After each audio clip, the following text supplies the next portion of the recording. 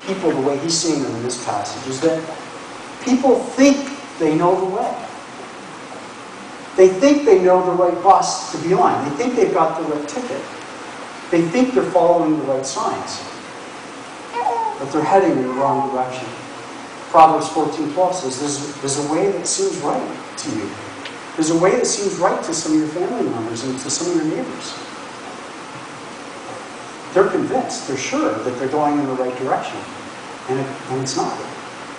It leads to death. You know, I think people sense that life is a journey. Do you ever get that sense? Is there something big about life?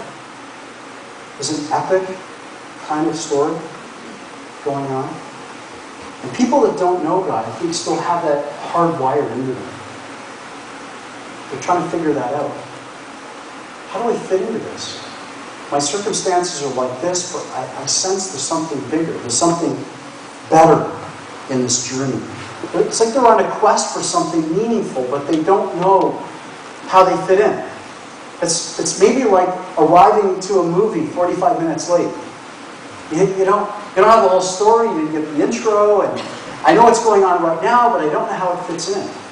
They're confused. But somehow in the back of their minds, there's an epic event happening. People have, I guess, those questions going on in the back of their mind. I was going to put up on the slide that I was kind of putting up. These are questions I think even as believers sometimes we have to revisit, reaffirm ourselves in the truth. But now, who am I really? Who am I? What's my life really for? Does it have any meaning? Is there really any purpose to this? Other than the 2-car garage and the new John Deere lawn tractor and my home and the keys? Or what's it all about? And if this isn't satisfying, I mean, where will I find real meaning in life? When will I finally get to that place that I can say, okay, I know that I know that I know, no matter what happens, that this is the right place to be. There's something right about this. And how about questions for unbelievers? So, if there is a God, I'm not sure if there's a God, but if there is one, what does he or she, some people might be asking, what does God want from me? It's an epic situation that they think that they're in, and they don't know. And I think sometimes knowing the end of the story, knowing the whole story, at least in Cole's Notes version, helps to provide a lot of answers to those questions. And the church has the answer to the end of the story. We're the hope for those people that are asking. We don't know maybe how all the chapters are going to play out, but we have the answer. We have the end of the story that we can unpack. In our age of, I guess, anxiety, people are trying all kinds of things to satisfy their sense of peace that they desire so much. Their desire for security and real lasting love. Something that really satisfies a long time. And you've probably met a variety of people that no matter what they have, no matter what success stories they have, no matter how many people there are around them that they've known for 50 years or 20 years, they're still lonely. They're still looking for something secure, it seems intangible, but they want to figure it out. Billy Graham once wrote, the more economic security we gain, the more bored and insecure we become. The more everyday pleasure we enjoy, the less satisfied and contented we are with life. I've experienced that. He told a story when he and his wife, Ruth, were in the Caribbean, and had a unique experience of bumping into having time with 2 gentlemen in the same 24 hours, both of them about 75. And the first gentleman, they went out for a meal and sat across the dinner table with who Billy Graham said was one of the wealthiest men in the world. And he confessed in the islands that night, often in tears, He said, I'm the most miserable man in the world. He said, out there is my yacht. I can go anywhere I want to go. I've got my private plane. I've got my helicopters.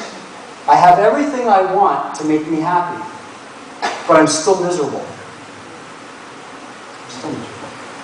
The next morning, they had a little cricket of a man that Graham described come to their home, to their, I guess, the resort where they were staying, their cottage. He was about 75, little Englishman. They described him as a cricket kind of jumping around with joy all the time, seeming to be delighted in the ways of God and life and full of enthusiasm. The story was this little Englishman was actually a widower who had spent pretty much his entire life looking after 2 invalid sisters. And he said, I don't have 2 pounds, $4 to rub together to my name. But he said with a smile, I'm the happiest man. I'm the happiest man on this island. People have hearts. They have hearts that ache for that kind of happiness. You know that. A happiness that doesn't get shaken by failures. And doesn't get shaken by success either. Something that's going to last. The kind that dwells up deep within us. Gives that inner peace and contentment. That contentment that can come by being adopted with our Father. Do you ever hear Steve Brown on the radio? The foghorn voice of Steve Brown.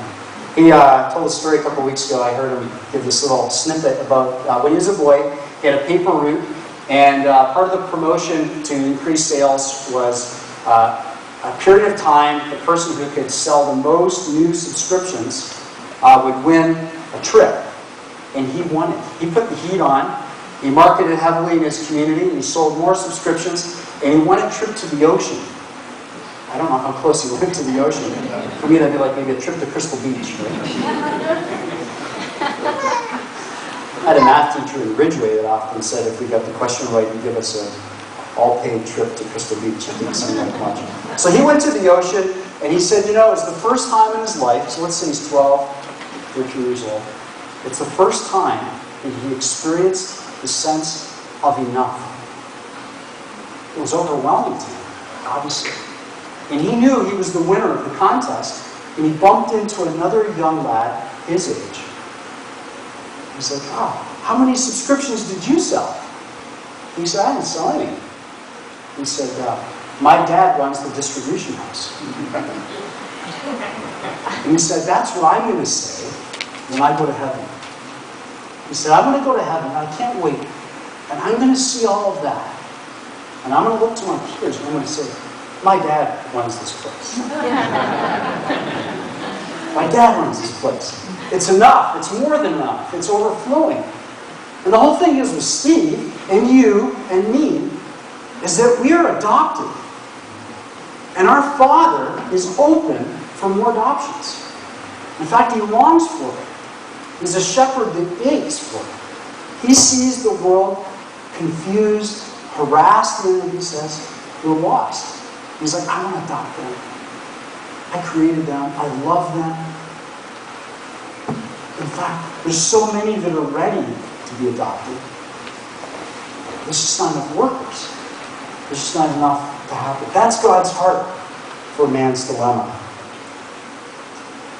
You think about how God describes Himself through the 23rd Psalm. So many people that aren't believers know it. They value it. How many funerals have you been to where people quote the 23rd Psalm? And you're thinking, I hope people are really listening to the kind of shepherd's heart that God has for them. Let me just throw a couple of these out for you. The shepherd is the Lord.